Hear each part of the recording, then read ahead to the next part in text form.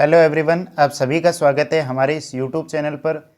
और हम NTPC CBT 2 के पेपर का सॉल्यूशन कर रहे थे और इसमें ये हमारा है सेट नंबर 3। और सेट नंबर 3 जो है वो लेवल 4 का है। यहाँ आपको दिख रहा होगा लेवल 4, जो कि सुबह की शिफ्ट में लगा था 10:30 से 12 PM। और ये 10/5/2022 यानी कि 10 मई को पेपर लगा था। तो चलिए इस पेपर का सॉल्यूशन कर लेते हैं एक एक प्रश्न का, कि किस तरीके से आपको एग्जाम में अटेम्प्ट करने प्रश्नों को। मैं इसमें आपको मैथ्स और रीजनिंग दोनों का सॉल्यूशन करवाऊंगा। तो बिना टाइम वेस्ट किए हुए इसके प्रश्नों पर चलते हैं।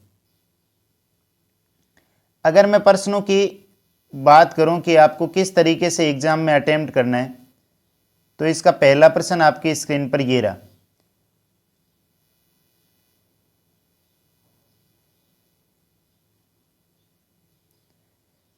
अब अगर पहले प्रश्न की मैं बात करूं, पहला दे रखा है राम और दीप्ति में से प्रत्येक ने 8,000 रुपये की राशि 30% चक्रवृद्धि ब्याज पर 2 वर्ष की अवधि के लिए निवेशित की। राम ने ब्याज की गणना वार्षिक चक्रवृद्धि आधार पर की, जबकि दीप्ति ने ब्याज की गणना 8 मासिक चक्रवृद्धि आधार पर की। तो 2 वर्ष की अवधि के अंत में दीप्ति को ब्याज के रूप में राम की तुलना में कितनी राशि अधिक मिलेगी। तो यहाँ देखो, 2 व्यक्ति दे रखे हैं, एक तो राम दे रखा है और एक दे रखा है दीप्ति। अब इन दोनों का आप यहाँ ध्यान से सुनना। 30% ब्याज की दर है, तो राम ने आपकी गणना की वो वार्षिक पर की, तो राम के लिए तो ब्याज की दर 30% ही रहेगी। ठीक है। इसके बाद में दीप्ति ने 8 मासिक की, इसका मतलब जो 30% थी वो 12 महीने के लिए थी। तो 8 महीने के लिए अगर मैं बात करूं तो 4 से इसको काटा, यानी कि ये कितना आ गया 20%। तो दीप्ति के लिए ब्याज की दर आई 20%। दोनों का क्लियर हो गया। राम ने जो राशि दी वो वार्षिक से 2 साल के लिए दी, तो 1 साल और 1 साल, ये 2 साल।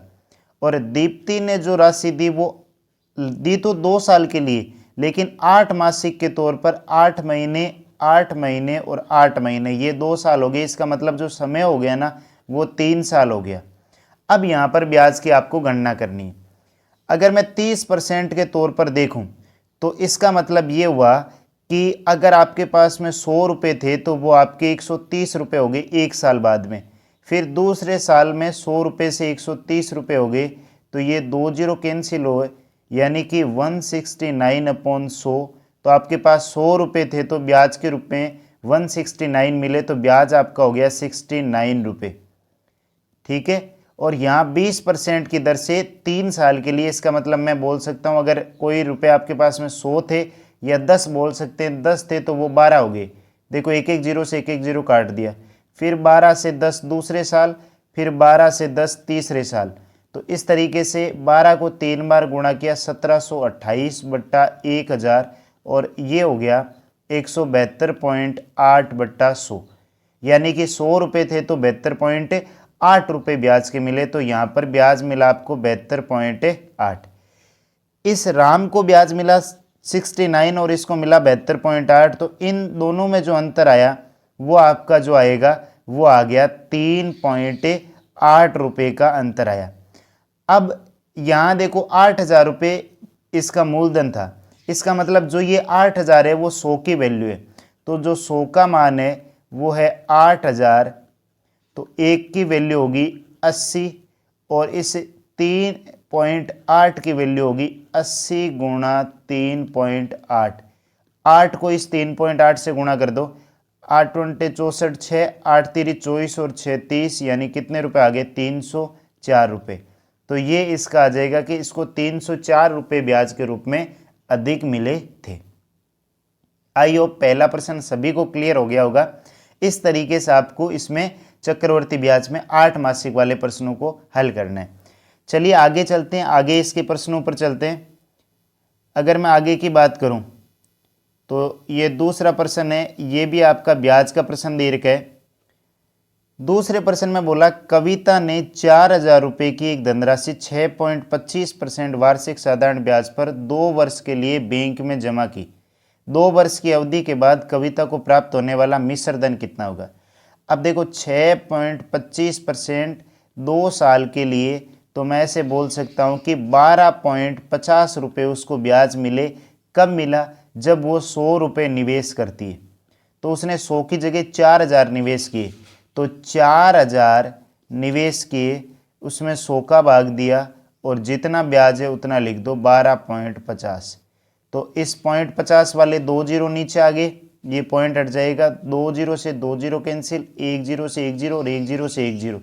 125 को गुणा किया 4 से तो ये आ जाएगा 500 रुपये। इसका मतलब 500 रुपये ब्याज था और 4,000 रुपये उसकी बेसिक राशि थी। तो टोटल 4,000 प्लस का 500 यानी कि कितने रुपए हो गए? 4500 रुपये ब्याज के रूप में उसको यानी मिश्र धन उसको प्राप्त हो जाएगा। तो ये इसका सेकंड प्रश्न था। आगे चलते हैं इसके नेक्स्ट प्रश्न पर। तीसरा प्रश्न, ये आपका रीजनिंग का प्रश्न है। मैथ्स और रीजनिंग दोनों का सॉल्यूशन कर रहे हैं। एक मेज पर कार्यशील घड़ी इस प्रकार रखी गई है कि 9 PM बजे इसकी घंटे की सुई उत्तर दिशा की ओर इंगित कर रही है। इस घड़ी की स्थिति समान बनी रहती है तो 2 AM बजे इसकी मिनट की सुई किस दिशा में जो है इंगित करेगी। अगर 9 बजे की मैं बात करूं, देखो जैसे मान लो ये प्लस का निशान बना लेते हैं। यहाँ पर 12 वाली सुई होती है, यहाँ पर 9 वाली होती है, यहाँ पर 6 वाली और यहाँ पर 3 वाली। ठीक है, 9 बजे इसका मतलब यहाँ पर कौन सी सुई है? घंटे वाली सुई है और यहाँ पर कौन सी सुई है? मिनट वाली सुई है। अब इसने बोला है कि घंटे वाली सुई उत्तर दिशा में इंगित कर रही है। ऊपर जो दिशा होती है ना वो कौन सी होती है? उत्तर दिशा होती है। लेकिन घंटे वाली सुई इधर है ना, तो इस घंटे वाली सुई को एक राउंड आगे की तरफ घुमाएंगे तब उत्तर दिशा आएगी। इसका मतलब एक राउंड आगे की तरफ घुमा रहे हैं। अब 2 PM बजे, 2 बज रहे हैं, इसका मतलब क्या होगा कि घंटे वाली सुई होगी यहाँ 2 पर और मिनट वाली सुई होगी यहाँ 12 पर। ठीक है, अब इसने बोला मिनट वाली सुई किस दिशा की ओर इंगित करेगी, तो मिनट वाली सुई को भी एक राउंड आगे घुमा दो। एक राउंड आगे घुमाया तो ये यहाँ पर आ गई और ये वाली जो दिशा होती है वो दिशा होती है पूर्व दिशा। तो ये किस दिशा को इंगित करेगी? पूर्व दिशा की तरफ इंगित करेगी।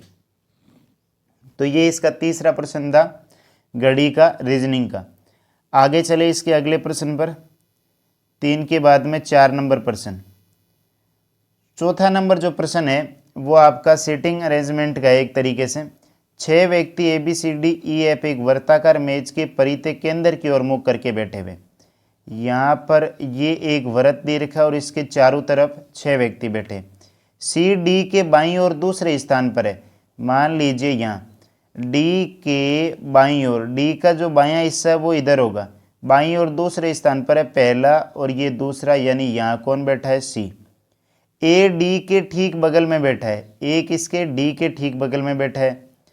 F A के बाईं ओर तीसरे स्थान पर बैठा है, B E के बाईं ओर दूसरे स्थान पर बैठा है, तो C के दाईं ओर कौन बैठा है? तो यहाँ से इस लाइन के ऊपर चलो तो A की जो स्थिति होगी वो या तो A यहाँ बैठ सकता है या फिर A यहाँ पर बैठ सकता है और ये 2 यहाँ और हो जाएंगे, टोटल 6 हो गए।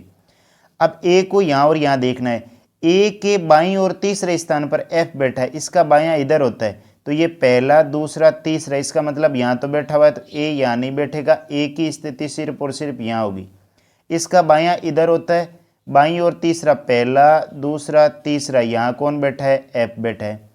B E के बाईं ओर दूसरे स्थान पर है, B जो है वो E के, अब E यहाँ बैठेगा, E का बायां इधर होगा और यहाँ कौन बैठेगा? B बैठेगा। आपसे पूछा C के दाईं ओर ठीक बगल में कौन बैठा है? C के दाईं ओर ठीक बगल में ये इधर वाला हिस्सा दायां होता है और यहाँ कौन बैठा है? A। तो इसका जो सही आंसर हो जाएगा वो क्या हो जाएगा? A सही ऑप्शन हो जाएगा इसका। आई होप ये भी समझ में आ गया होगा। आगे चलते हैं, इस 5वां प्रश्न देख लेते हैं। 5वां प्रश्न किस तरीके से है? रुचिरा को एक कार्य 22 दिनों में पूरा करना था। हालांकि पहले 10 दिन के दौरान उसने प्रतिदिन कार्य का 1/30 भाग ही पूरा किया। रुचिरा को 11वें दिन से प्रतिदिन कितना कार्य करना होगा ताकि कार्य समय पर पूरा हो जाए। अब अगर यहाँ मैं बात करूँ कि ये जो दे रखा है 1/30 भाग ही पूरा हुआ, तो 10 दिन के दौरान यानी कि 10 गुणा 1/30, तो ये कितना काम पूरा हो गया, 1/3 का। टोटल जो काम था उसका 1/3 पूरा हो चुका है, जो शेष काम बचा वो 2/3 बचा है। और इस 2/3 को अब देखो 22 दिन में से 10 दिन उसने काम कर लिया, 12 दिन का काम शेष बचा है, तो ये 12 का यहाँ भाग दे दो। 12 का भाग दिया तो ये 6, और 6 को 3 से गुणा किया 18, यानी कि 1/18। तो उसको अब प्रतिदिन कितना काम करना पड़ेगा, 1/18 कार्य उसको करना पड़ेगा। तो ये इस 5वें प्रश्न का सही आंसर था। आगे चलते हैं इसके अगले प्रश्न पर। 5 के बाद में जो भी आपको दे रखा है, जीके के प्रश्नों का सॉल्यूशन नहीं करेंगे, मैथ्स और रीजनिंग का करेंगे। ये अगला प्रश्न है आपका प्रश्न नंबर 7। एक वर्ग का क्षेत्रफल 81x² प्लस 72x प्लस 16 है, तो वर्ग की प्रत्येक भुजा की माप कितनी होगी। अब इसको यहाँ से क्या करना है, वर्ग का जो क्षेत्रफल होता है वो भुजा स्क्वायर होता है। x² बराबर ये दे रखा है 81x² प्लस 72x प्लस का 16। आपको x की वैल्यू निकालनी है तो इसका आपको स्क्वायर निकालना पड़ेगा, यानी अंडर रूट। तो मैं इसको तोड़ देता हूँ। अगर आप ध्यान से देखोगे तो ये होता है 9x प्लस 4 का होल स्क्वायर। ठीक है, 9x प्लस 4 का होल स्क्वायर। अब इसमें मैं क्या कर रहा हूँ, इसमें से 2 बाहर ले रहा हूँ, यानी कि भुजा जो आएगी वो भुजा आ जाएगी 9x प्लस 4। इसको और कैसे लिखा जा सकता है, 2 कॉमन लेंगे, 9x/2 प्लस का 2, और इस तरीके से लिखा जा सकता है। और ये इसका सेकंड आंसर है, तो ये इसका करेक्ट आंसर हो जाएगा सेकंड। आई होप 7 तक सभी को समझ में आ गए होंगे। आगे चलते हैं इसके 8वें प्रश्न पर। अगला जो प्रश्न है वो 8 नंबर आपका रीजनिंग का प्रश्न है। आपको 4 पैटर्न दे रखे हैं, 4 में से 3 में समानता और 1 में असमानता। उस असमान युग्म को आपको पहचानना है। पहला है 473। अगर मैं पहले की बात करूं तो 473, 235, 869, 433, 333, 160 और 127 और 162। जैसे ही इस 235 को डबल करते हैं तो ये होता है 470, और उसमें अगर मैं 3 जोड़ दूं तो 473 आ जाएगा। ऐसे ही 433 को अगर मैं डबल करूं तो ये 866, और 3 जोड़ते ही 869 आ जाएगा। ऐसे ही 62 का जो डबल करेंगे तो ये 124, और उसमें 3 जोड़ेंगे 127, जबकि इस वाले में 320 प्लस 3 यानी कि 323 आ रहा है, सॉरी 323, और यहाँ पर दे रखा है 333। तो ये आपका इसमें क्या हो जाएगा, अलग पैटर्न हो जाएगा। आगे चलते हैं इसके अगले प्रश्न पर। 8 नंबर प्रश्न आपका कंप्लीट हो चुका है। आगे आपके जीके के प्रश्न है, ये आपका रीजनिंग का प्रश्न है। वापस फिर से इसमें बोला है कि ये आपको एक श्रृंखला दे रखी है, लेफ्ट और right. If the given sequence is written in the reverse order. Order का मतलब ये राइट जो है ना वो इधर आ जाएगा, और ये लेफ्ट है जो इधर आ जाएगा। इसका मतलब ये क्यू है ना वो पहले इधर आएगा, और ये 6 जो है वो इधर चला जाएगा। अब ये 6 वाली साइड क्या हो जाएगी, राइट साइड हो जाएगी। Then which element will be the 5th to the left of the 8th element from the right end. Right end का मतलब है कि आपका इधर से, यानी कि इस 6 वाले की तरफ से राइट वाला 8वें एलिमेंट के लेफ्ट 5वां। तो आपको पता है राइट और लेफ्ट अलग अलग होते हैं, तो दोनों जुड़ जाते हैं। 8 और 5 13 नंबर एलिमेंट। तो यहाँ इधर से चलो, देखो 6 वाले से 13 नंबर, 1 2 3 4 5 6 7 8 9 10 11 12 13। 13 पर क्या आया, सी। तो इसका सही आंसर हो जाएगा सी। बस ये इतना सा था। हिंदी में ये ऐसे बोल रहा है कि इस सीरीज को पलट दिया जाए तो, आपसे ऐसे बोला था पलट दिया जाए तो बाएं से 8वें अक्षर के दाएं 5वां अक्षर कौन सा होगा। ठीक है, आगे चलते हैं इसके अगले। आगे जो अगला प्रश्न दे रखा है 12 नंबर। राम और रहीम के पास में 1210 रुपये। यदि राम की धनराशि का 1/3 रहीम की धनराशि के 2/5 के बराबर है, तो रहीम के पास कितनी धनराशि है। तो राम की धनराशि का 1/3 रहीम की धनराशि के 2/5 के बराबर है। तो राम और रहीम का जो अनुपात आएगा, अगर मैं उसकी बात करूं तो ये 3 यहाँ चला जाएगा, 6/5। आपसे पूछा रहीम के पास कितनी धनराशि, रहीम के पास 5 है। टोटल कितनी है, 5 और 6 11, और 1210 टोटल दे रखी है। इसका भाग दिया तो 110 और 110 को 5 से गुणा करेंगे, 550 रुपये किसके पास आ जाएंगे, रहीम के पास 550 रुपये होंगे। तो ये धनराशि हो जाएगी रहीम के पास। आगे चलते हैं इसके अगले प्रश्न पर। 12 के बाद में अगला जो प्रश्न दे रखा है प्रश्न नंबर 14। प्रश्न नंबर अगर 14 की मैं बात करूं तो एक निश्चित कूट भाषा में ये दे रखे हैं 3 स्टेटमेंट और आपसे पूछा है कि ट्रेवल को किस प्रकार लिखा जा सकता है। तो ट्रेवल को लिखना है तो आप ट्रेवल को देख लो पहले कहाँ पर है, ट्रेवल यहाँ रहा। इसका मतलब बाकी जितने भी वर्ड है उनको आपको लिखना पड़ेगा। तो अगर मैं नाव की बात करूँ, देखो यहाँ पर ये मैं गोला कर रहा हूँ, यहाँ नाव दे रखा है, यहाँ पर नाव दे रखा है। इन दोनों में कॉमन क्या रहा है, अगर मैं इन दोनों के कॉमन की बात करूं तो AH कॉमन आ रहा है। इसका मतलब ये जो नाव का जो कोड है वो AH दे रखा है। फिर अगर मैं बात करूं तो यहाँ से 4, यहाँ पर मैं स्क्वायर बना रहा हूँ इस वाले में और इस वाले में 2 दे रखे हैं 4। अब यहाँ इन दोनों में अगर मैं कॉमन की बात करूँ तो यहाँ पर भी स्क्वायर बना दो PA और यहाँ पर भी PA। तो अब वर्क बाकी यहाँ कहीं नहीं दे रखा है। इसका मतलब जो यहाँ 2 कोड बचे, कौन सा, VJ और RB। VJ और RB में से ट्रेवल का कोई सा भी कोड हो सकता है। तो ट्रेवल को आप VJ या RB में से कुछ भी लिखा जा सकता है। तो ये 4 नंबर इसका राइट आंसर हो जाएगा। ये इसी तरीके के बाकी आपके 9 वाली शिफ्ट में फर्स्ट और सेकंड में भी ऐसे प्रश्न आए थे।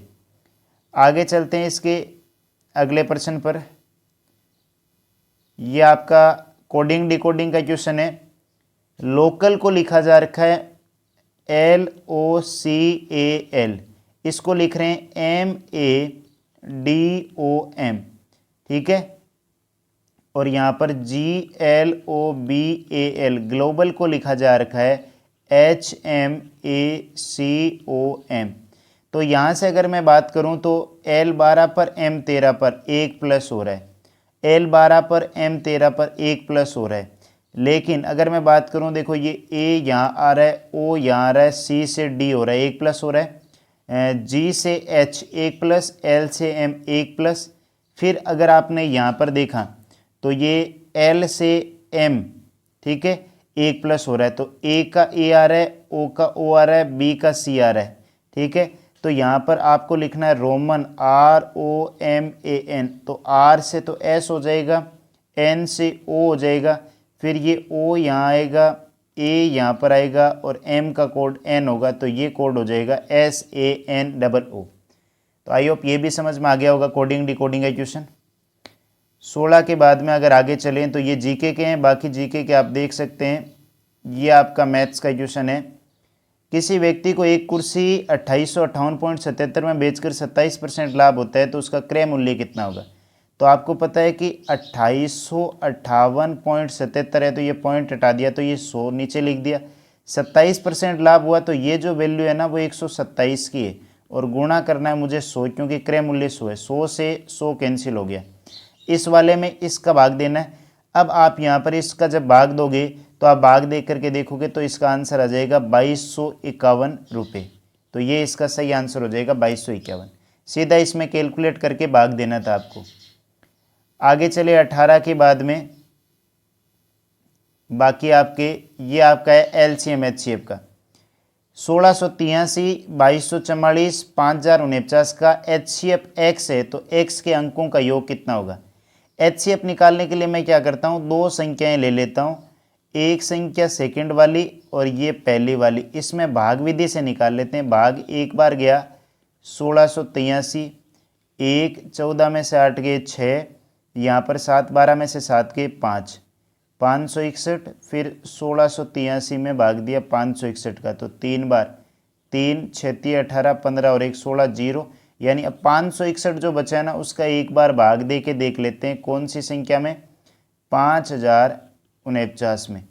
भाग 9 बार देंगे तो 9 9 6 54, 5 45 और 5 50, यानी कि पूरा पूरा चला गया। तो ये जो 561 आया यही आपका इसका क्या दे रखा है, HCF दे रखा है। तो 561 में अंकों के योग को जोड़ना है तो 5 6 11 और 1 कितना हो जाएगा 12। तो ये इसका सही आंसर हो जाएगा 12, यानी अंकों का जो योगफल होगा वो कितना हो जाएगा 12। आगे के अगर मैं प्रश्नों की बात करूं तो ये आपका रीजनिंग का प्रश्न है, सीरीज का है। 0 1 2 5 26, तो 0 0 के बाद 1 2 5 26, तो यहाँ 0 का स्क्वायर प्लस 1, 0 का स्क्वायर प्लस 1, 1 का स्क्वायर प्लस 1, 2 का स्क्वायर प्लस 1, यहाँ 5 का स्क्वायर प्लस 1, तो यहाँ जो संख्या आएगी 26 का स्क्वायर प्लस 1, तो 676 प्लस 1 कितना आ जाएगा 677, और ये इसका सही आंसर हो जाएगा 677। बस इस तरीके से आपको इसको करना था। अगर आगे के प्रश्नों की मैं बात करूं तो ये आपका फिर से एक एलसीएम एचसीएफ के टॉपिक का ये के वह बड़ी से बड़ी संख्या है जिसे 2996, 47, 52, 78, 25 को विभाजित करने पर प्रत्येक स्थिति में प्राप्त शेषफल बराबर है, तो के अंकों का गुणनफल कितना होगा। जब भी शेषफल बराबर आए, ये कंडीशन बोलते ही पहला ऐसा प्रश्न आया हुआ, शेषफल बराबर आए तो ये जो संख्याएं दे रखी है इनका अंतर ले लो आप, इनके अंतर यानी कि इन तीनों के अंतर का आपको क्या निकालना है, एचसीएफ निकालना है। ठीक है, तो 4752 जो दे रखा है उसमें से 2996 माइनस कर देते हैं, 6 5 10 और ये 7 में से 10 के 7 यानी कि 1756, फिर 7825 में से ये 4752 माइनस कर देते हैं, 3 7 0 3, फिर 7825 में से ये माइनस करेंगे 2996, 15 में से 6 के 9, 10 यानी कि 2, यहाँ पर 10 यानी कि 8 और यहाँ पर 3 यानी 4, ये 3 संख्याएँ आ गई। इसका आपको निकालना है एचसीएफ, तो वही भाग विधि वाला फॉर्मूला लगाएंगे, 73 भाग देते हैं 1756 का, तो भाग एक बार जाएगा 1756, 13 में से 6 गए 7, यहाँ 1 बचा, 10 में से 7 के 3, 1317, फिर 1756, इसको में भाग देंगे एक बार 1317, तो ये बचा 9, फिर यहाँ से 3, फिर यहाँ से 4, 439 और ये 1317, 3 बार दिया 9 30 27, 2 9 2 11, 2 9 2 11 12 और 1 13 यानी 439 आया। अब एक बार इस वाली में भाग दे के देख लेते हैं 439 का।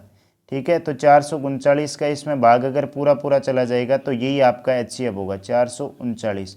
एक बार गया 439, 12 में से 9 गए 3, ये 4 यानी 4, ये 9 पूरा पूरा चला गया, इसका मतलब 439 इसका आंसर है। इसके अंकों का योग गुणनफल निकालना है, 4 गुणा 3 गुणा 9, 12, 12 को 9 से किया, 12 9 108, तो 108 इसका क्या हो जाएगा, करेक्ट आंसर हो जाएगा। इस तरीके के प्रश्न में शेषफल बराबर बचे तो आप अंतर लेकर के उसका एचसीएफ निकालना होता है। आगे के प्रश्नों पर चले। 23 के बाद में 23 के बाद में अगर 26 नंबर प्रश्न की मैं बात करूं, 4 किलोमीटर प्रति आवर की चाल से चल रहा एक लड़का किसी वर्गाकार मैदान के विकिरण 36 सेकंड में पार करता है।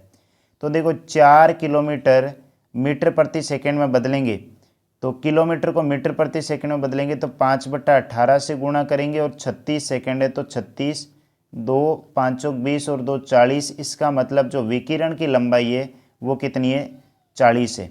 अगर मैं वर्गाकार मैदान की बात करूं और वर्गाकार मैदान में अगर विकिरण 40 है तो भुजा जो होगी वो 20√2 होगी, क्योंकि भुजा का √2 गुणा विकिरण होता है।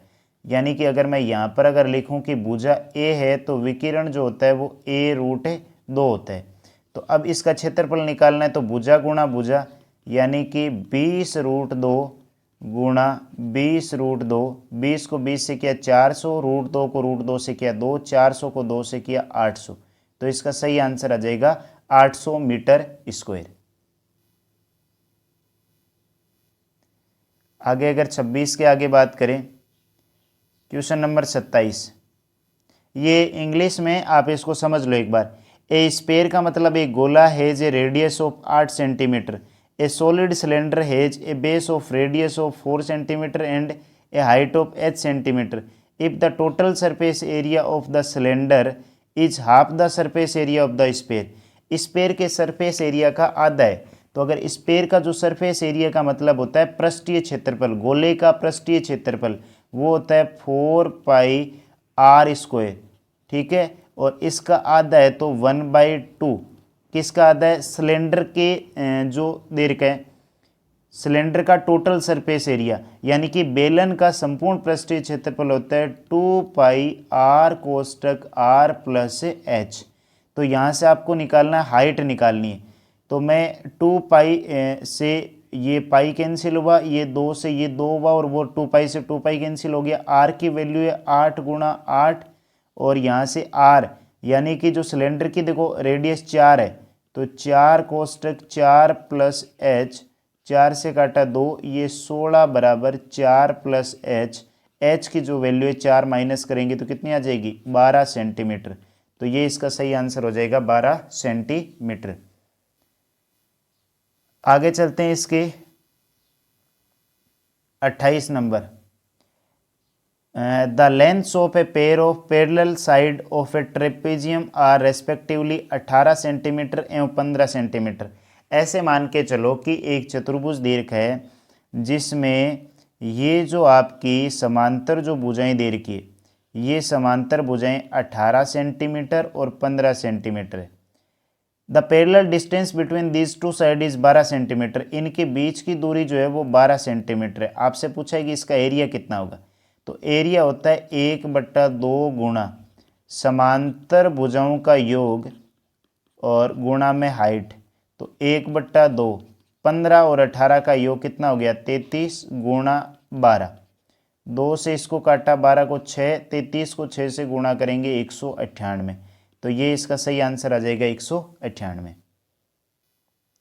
आगे चलते हैं 28 के बाद में। ये बस इतना ही है इंग्लिश में। ए सिलेंडर का मतलब होता है एक बेलन is inscribed in a sphere, यानी कि एक गोले में एक सिलेंडर इंस्क्राइब है। ये गोला दे रखा है और इस गोले में जो है ना वो एक इस तरीके से सिलेंडर इसके अंदर है, ये दे रखा है। The radius of the spare is 5/6 times the height of the cylinder. Cylinder की हाइट का 5/6। अगर सिलेंडर की हाइट 6 तो ये जो इसकी हाइट है वो इसकी हाइट 3 होगी, और यहाँ से यहाँ तक की इसकी 3 होगी। ये अगर 6 है तो इस गोले की जो त्रिज्या है वो कितनी है, 5 है, 5/6। तो आपको पता है कि अगर मैं इसकी बात करूं, ये आपका समकोण त्रिभुज बनेगा, ये 5 है, ये 3 है, तो ये कितनी हो गई, 4, यानी कि इस की त्रिज्या हो गई 4।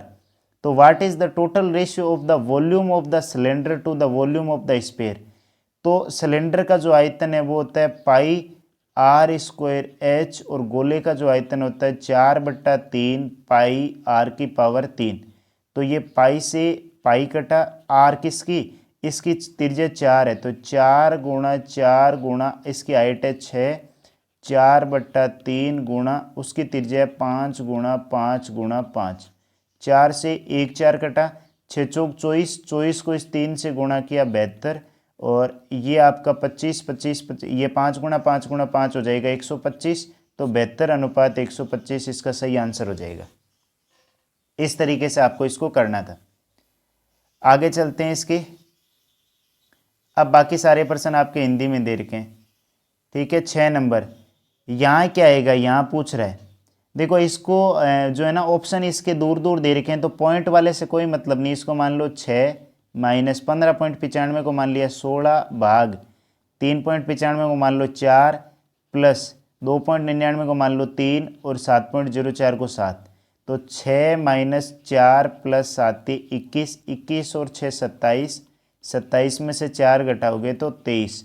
तो ये इसका आंसर आ जाएगा आपका 23, क्योंकि ऑप्शन जो है ना वो दूर दूर दे रखे हैं, इसलिए हमने इस तरीके से मान के हल किया है, तो आपका थोड़ा सा आसानी से हल हो जाएगा। आगे चलते हैं 32 के बाद में। हाँ, इसको समझ लो आप एक बार। 10 लेस देन ए गिवन नंबर k, यानी k से 10 कम, तो k - 10। 10 more than the given number k, यानी k से 10 अधिक, और 38 more than the given number k, यानी k से 38 अधिक। आर कंटिन्यून प्रपोर्शन, इसका मतलब ये सतत अनुपात में ये ऐसा होता है, इसको ऐसा बोला जाता है, अगर ए बी सी इस श्रेणी में तो ए और बी का जो रेशियो होता है वही बी और सी का रेशियो होगा, तो वो कंटिन्यूएड प्रपोर्शन में होंगे। इसका मतलब k-10 में k+10 का भाग दिया और यहाँ से k+10 में k+38 का भाग देंगे, तो यही आपका जो होगा वो प्रपोर्शन में होगा और इससे k की वैल्यू निकालनी है। तो इसको इससे अगर मैं गुणा करूं तो ये आएगा k², ठीक है, प्लस का 28k और माइनस का 380, और इसको करेंगे तो k² प्लस का 20k और प्लस का 100, k² से k² कैंसिल, 20k इधर आएगा तो ये बचेगा 8k, 380 उधर जाएगा तो जुड़ेगा तो ये हो जाएगा 480। तो k की जो वैल्यू आएगी 480/8 यानी कितनी आ गई 60, तो इसका मान आ जाएगा 60। ये आपको थोड़ा सा ध्यान रखना था। ए बी सी अगर इस पैटर्न में है तो a/b और b/c जो है वो बराबर होते हैं और इसी अनुपात में होते हैं आपके। बाकी आप ऑप्शन से पिक कर सकते थे इसको। आगे चलते हैं 34 नंबर। ए बी सी की समताओं का अनुपात है 3, 5 और 8, यानी ए बी और सी की समता है 3, 5 और 8।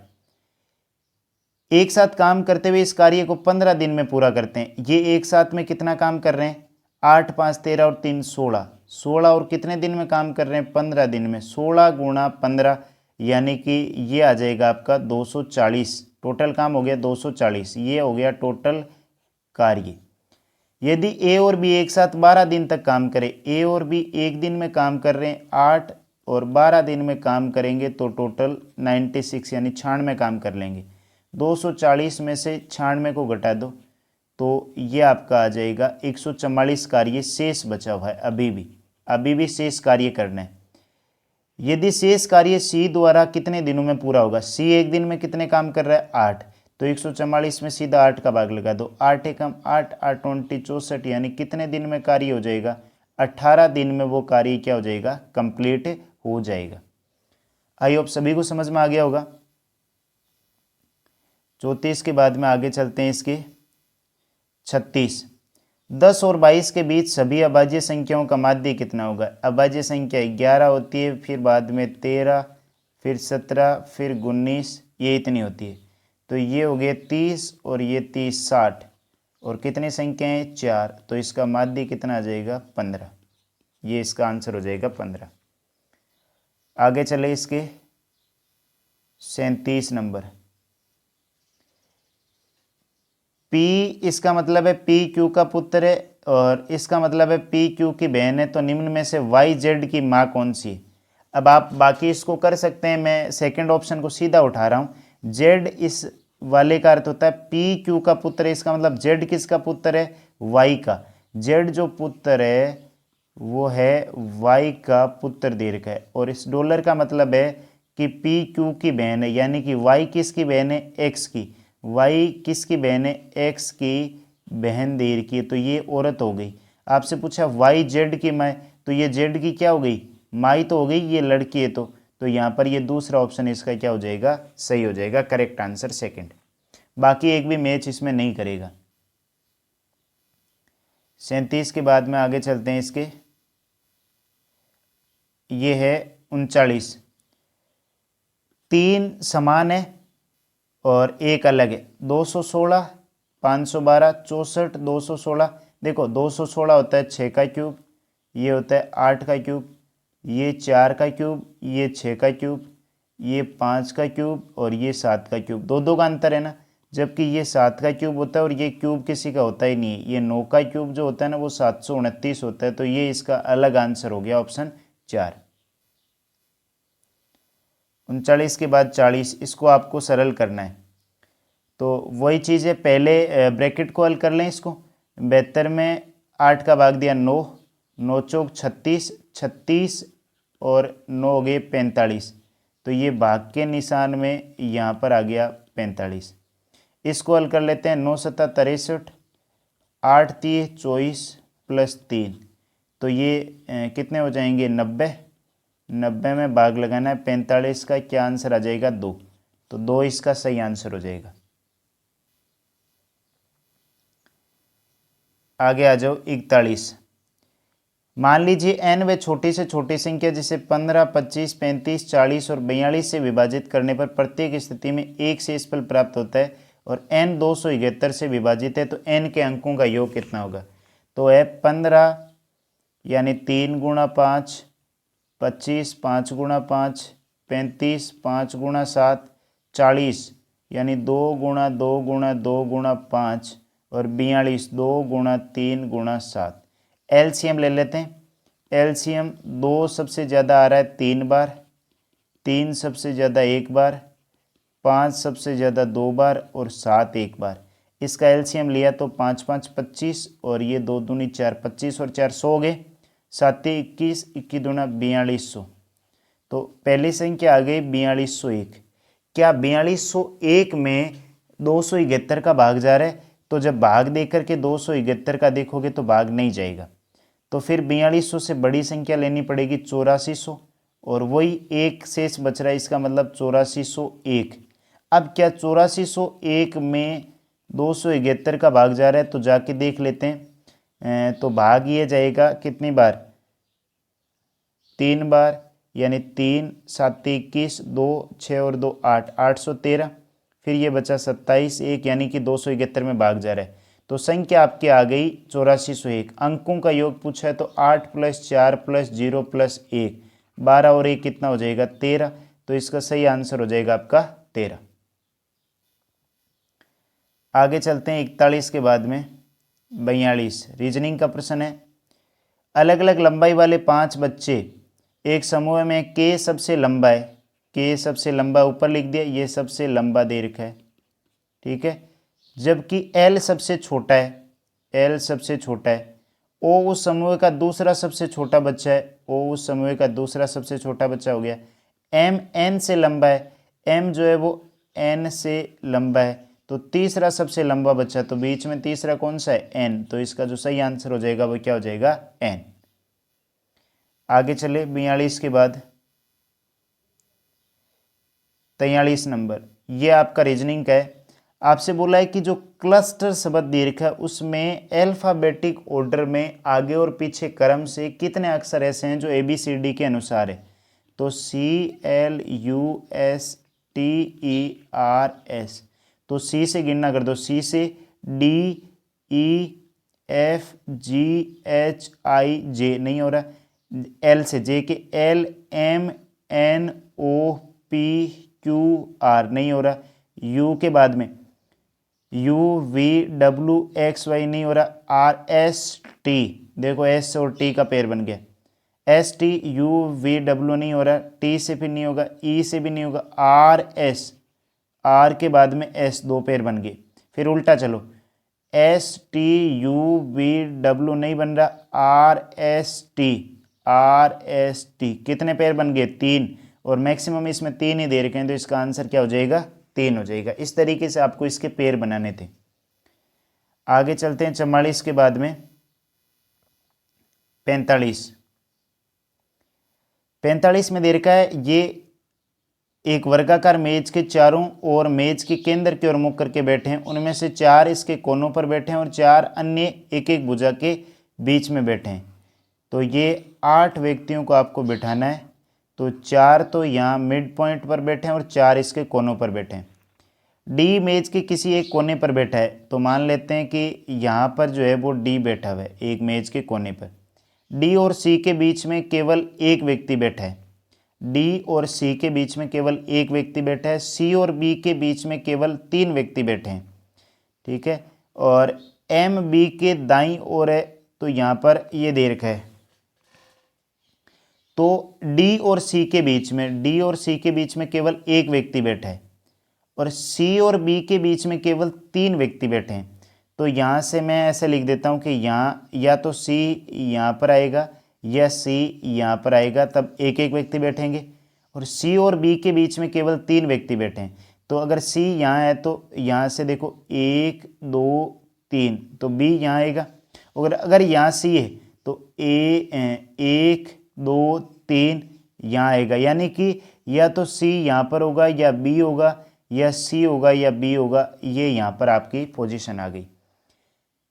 एम बी के दाईं और दूसरे स्थान पर बैठा है, ठीक है। एम कहाँ बैठा हुआ है? बी के दाईं और दूसरे स्थान पर बैठा है। अगर यहाँ बी बैठा है तो बी का ये इधर बायां है। अगर मान लो यहाँ बी बैठा है तो बी का दायां इधर होगा, और दाएं दूसरे स्थान पर डी पहले से बैठा है। इसका मतलब बी यहाँ नहीं बैठ सकता, तो बी की पोजीशन तो ये होगी और सी की पोजीशन होगी ये। इस वाले लाइन से क्लियर हो गई। और बी के दाईं और दूसरे स्थान पर एम बैठा है, इसका मतलब एम बैठेगा यहाँ पर। के एम के बाईं ओर ठीक बगल में बैठा है। एम के बाईं ओर, अगर मैं एम के बाईं ओर की बात करूं तो यहाँ बाईं ओर पर कौन बैठा हुआ है? के।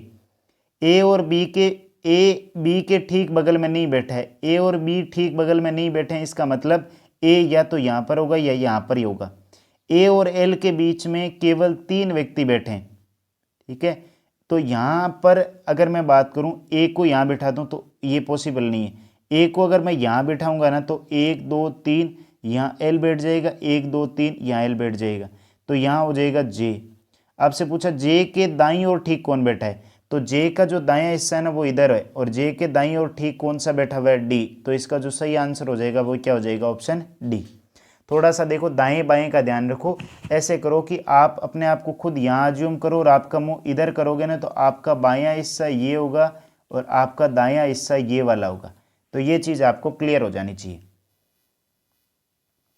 आगे चलो, मैं थोड़ा सा इसको रिवाइज करके एक बार वापस देख लेना ताकि आपको थोड़ा सा कन्फर्म आइडिया हो जाएगा। रवीश ने एक पुस्तक का 4/5 भाग पढ़ा है, जबकि सोमा जो पुस्तक पढ़ रही है उसने उस पुस्तक का 5/8 भाग पढ़ा है। तो अगर मैं यहाँ लिख देता हूँ रवीश ने 4/5 भाग पढ़ा है, और जो सोमा दे रखी है सोमा ने इस पुस्तक का 5/8 भाग पढ़ा है।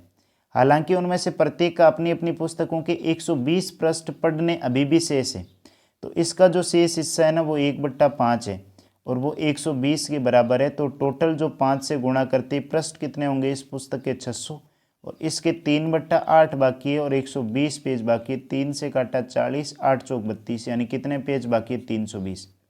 सोमा ने रवीश द्वारा पढ़े गए पृष्ठों की संख्या का कितना हिस्सा पढ़ा? अगर मैं इसके 4/5 को 600 से गुणा कर दूं तो इसने पढ़े 480 पृष्ठ, और इसको 320 से गुणा कर दूं तो इसने पढ़े 200 पृष्ठ। आपसे बोला है कि सोमा ने रवीश द्वारा पढ़े हुए, तो सोमा ने पढ़े 200, रवीश ने पढ़े 480। इसको काटा 10, ये 24, यानी कि 5/12। ये इसका सही आंसर आ जाएगा 5/12। आगे चलते 49।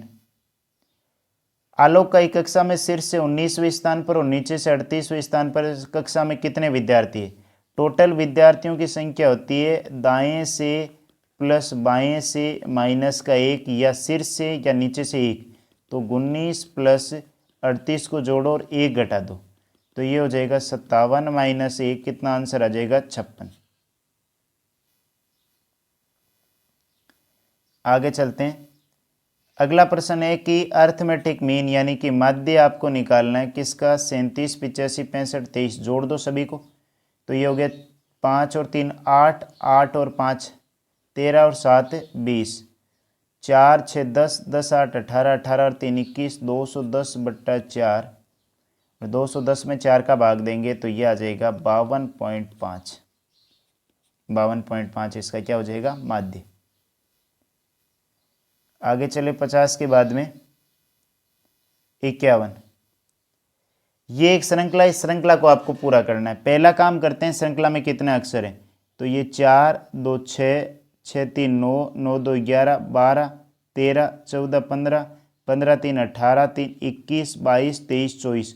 24 अक्षर है, तो इसका मतलब अगर मैं बात करूं तो 24 अक्षर में क्या होता है? या तो 6 की सीरीज बनती है या 4 की। अगर मैं इसमें देखूं तो ये यहाँ तक देखो 6 की सीरीज है, 3 और 3 6 की सीरीज है, 3 और 3 6 की सीरीज है। तो पहला अक्षर तो ए आ रहा है, फिर बी सी डी, फिर बी सी डी। तो यहाँ से देखा तो मुझे ये समझ में आया कि ये डी 2 बार आएगा और 1 बार ई आएगा, फिर ए बी सी, फिर 2 बार डी, फिर ई, फिर ए बी सी और फिर 2 बार डी और फिर ई, फिर A B C 2 bar D. तो आपको जो आंसर आ जाएगा वो आ जाएगा A D E double D फिर A D D E D. तो ये इसका सही आंसर हो जाएगा। आई होप सभी को समझ में आ गया होगा। आगे चलते हैं 52 नंबर। ये दो समांतर पंक्तियां 1 और 2 में बैठे हैं। ये 5 व्यक्ति जिनका उत्तर की ओर मुंह है और 5 व्यक्तियों का दक्षिण की ओर मुंह है। तो ये इसको सीक्वेंस में बिठा देते हैं। ये 5 व्यक्ति है और ये 5 व्यक्ति है। इसका ऊपर की तरफ कौन सा मुंह है? उत्तर की तरफ, और इनका दक्षिण की। उत्तर की तरफ मुंह करने वाले हैं A B C D E, और ये है V W X Y Z. अब यहाँ से प्रश्न को पढ़ो। ए पंक्ति में दाएं सिरे से दूसरे स्थान पर बैठा है, तो इसका तो बायां सिरा ये होता है और दायां सिरा ये होता है, जबकि इसका बायां सिरा ये वाला होता है और दायां सिरा ये वाला होता है। ठीक है, तो दाएं सिरे से दूसरे स्थान पर बैठा है, तो ये ए बैठा है। डब्लू का मुख ए के ठीक बगल में बैठे व्यक्ति की ओर है। देखो डब्लू का मुख यानी कि ए के ठीक बगल में या तो ये होगा या ये होगा, तो इसके सामने यहाँ डब्लू बैठेगा। अभी देखो लाइन से क्लियर हो जाएगा, डब्लू यहाँ बैठा हुआ है, इसलिए यहाँ बिठा रहे हैं क्योंकि अगली लाइन इसी से पूछ रहा है। एक्स डब्लू के दाईं और तीसरे स्थान पर बैठा है। अगर मान लो मैं डब्लू को यहाँ बिठा देता तो तीसरा स्थान जो है ना वो एक, फिर तीसरा स्थान इधर से ना इधर होता ना इधर होता, तो डब्लू के दाएं तीसरा स्थान पहला, दूसरा, तीसरे स्थान पर कौन बैठा हुआ है? एक्स बैठा हुआ है। ठीक है, एक्स की ओर मुख करके बैठा व्यक्ति बी के ठीक दाईं ओर बैठा है। एक्स की तरफ मुंह करके बैठा व्यक्ति बी के ठीक दाईं ओर, तो बी जो है ना वो कहाँ बैठेगा? अगर मैं बात करूं तो यहाँ बी बैठेगा। यहाँ क्यों बैठेगा? क्योंकि अगली लाइन जो है ना वो यही बोल रही है, बी और सी के बीच में केवल एक व्यक्ति बैठा है। बी और सी के बीच में जो है वो केवल और केवल एक व्यक्ति बैठा है, और बी के दाईं ओर बैठा है, तो ये बी और सी एक व्यक्ति यहाँ बीच में बैठा हुआ है। वी वाई के दाईं ओर ठीक बगल में बैठा है। वी जो है वाई के दाईं ओर, वाई के दाईं ओर बैठा हुआ है। इसका मतलब ये हो गया, अगर वाई यहाँ बैठा है तो वी यहाँ बैठेगा दाईं ओर। डी पंक्ति में किसी भी सिरे पर नहीं बैठा है, तो डी अपने आप यहाँ पर बैठ जाएगा, और ए ई यहाँ पर बैठेगा। तो जेड के ठीक सामने कौन बैठा है? तो ये यहाँ बैठेगा जेड, बाकी बचा हुआ, और जेड के ठीक सामने कौन बैठा हुआ है? तो ये हो जाएगा बी। तो इसका करेक्ट आंसर हो जाएगा बी। थोड़ा सा एक बार वापस रिवाइज करके देखना, और मेरे पीछे वाले 9 और 10 शिफ्ट वाले भी प्रश्न एक बार देखना, तो ये थोड़ा सा कंसेप्ट इसका क्लियर हो जाएगा। मैंने 1 राउंड में आपको इसको कैसे डायग्राम बनाया बिना टाइम वेस्ट किए हुए। आगे चलते हैं 52 के बाद। आगे 52 के बाद अगर बात करें, ये आ जाओ 57। शिक्षक और छात्रों वाली स्कूल बस समय पर स्कूल नहीं पहुंच सकी और सड़क पर हुए एक बड़े हादसे की वजह से यातायात बाधित हो गया।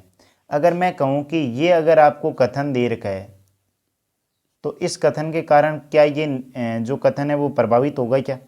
तो इसका मतलब ये हो गया कि अगर हादसा सड़क पर हुआ है तभी वो इस पर क्या हुआ है, लेट पहुंचे। इसका मतलब यदि कथन सेकंड कारण है तो कथन एक इसका प्रभाव हो सकता है, तो ये पहला इसका सही हो जाएगा। बस इतना सा इसका ध्यान रखना है आपको। आगे चलूं 57 के बाद 60।